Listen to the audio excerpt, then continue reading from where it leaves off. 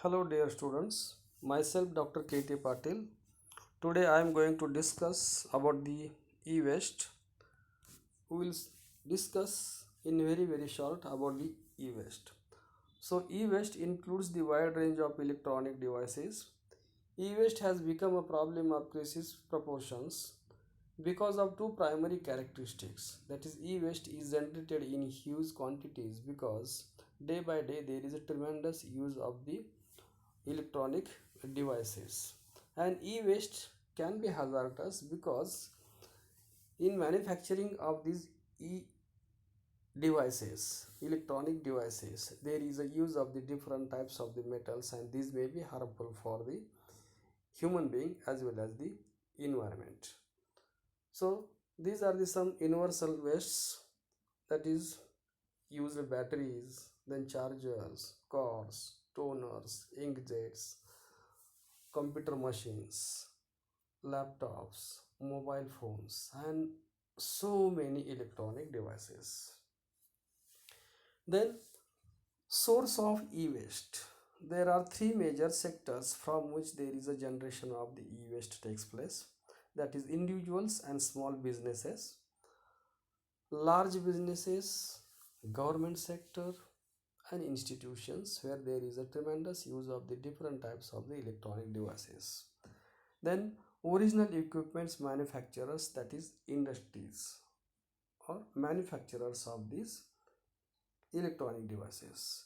This is the uh, some sort of circuit of the electronic devices wherein there is a use different circuits are there for which there may be use of the different types of the metals. For example, here is a given, that is cadmium batteries, and these may be harmful. Here another is the uh, lead in soldiers joints. So further these may become harmful for the environment as well as the human being.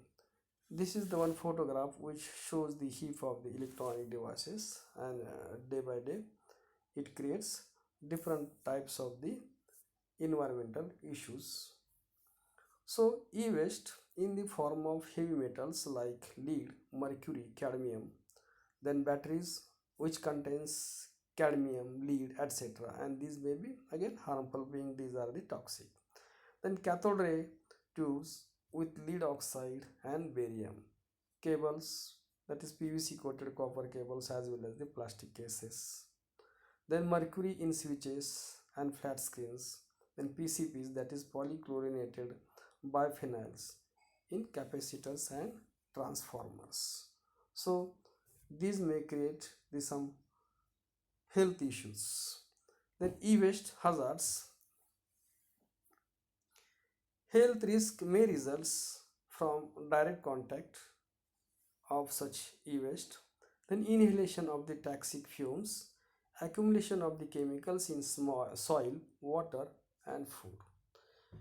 These may create different types of the problems, that is the reproductive issues, developmental problems, damage to the immune system, interference with the regulatory hormones, damage to the nervous system, kidney damage, hampers brain development in children, and it may also responsible for the lung cancer, etc. So these are the some effects of such e-waste on the human being, and at the same time these e-wastes are dangerous and harmful for the environment. These are responsible for the environmental degradation if these are not properly disposed. Hence it is very important to dispose these e-waste. So as far as possible, primarily we can store these e-waste properly, okay, by which there should not be any kind of problem for the environment as well as the human being. Then these e-waste may be disposed by the landfilling. Then another technique is incineration, but this may again create some environmental issues because during the incineration there are chances of the generation of the toxic gases. So as far as possible this should be avoided. Then we can reuse the different types of the devices, or we can recycle it. Then recycling, domestic recycling. And another technique is that, or another way is to export these equipments or devices to the developing countries at the low cost. So in short, this is all about the e-waste, and we will see in the next lecture the another environmental issues. Thank you very much.